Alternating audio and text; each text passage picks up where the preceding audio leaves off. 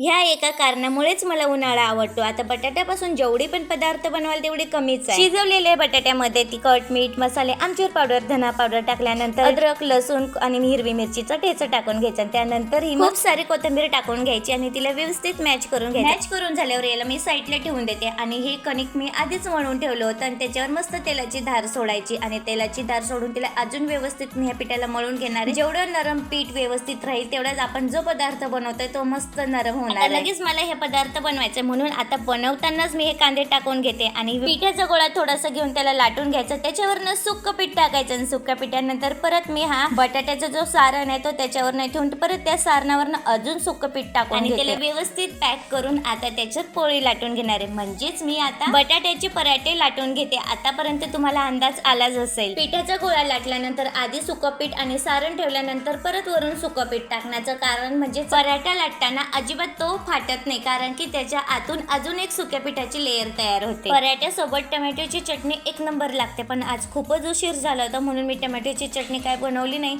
पण लोणचं सोबत पण पराठा मस्त लागतो. आता पराठा आणि लोणचं तर तयार झालं होतं, पण रात्रीची खिचडी उरली होती. म्हटलं चला हिला पण लगोपाठ गरम करून घेते आणि आमचा सकाळचा नाश्ता असा होता, लोणचं, पराठा आणि रात्रीची खिचडी. कडक ऊन पडायला लागले म्हणून माझं खूप दिवसांपासून चाललं होतं की पांघरून धुवायचं, पण कधी धुणार, आज उद्यावर ढकलत होते. शेवटी म्हटलं चला आज धुवूनच टाकते. त्यानंतर घरातलं जाळं पण काढायचं होतं. घरात थोडे थोडे इकडे तिकडे जाळे दिसत होते. म्हटलं चला लगोपाठ आता या जाळ्यांना पण काढूनच घेते. यांचं सीझन आलंय आता, मस्त गोड, आंबट, तिखट, चटपटीत खायला मिळेल आणि उन्हाळा मला यांच्यामुळेच आवडतो. तर चला परत भेटूया पुढच्या ब्लॉग मध्ये. तोपर्यंत बाय.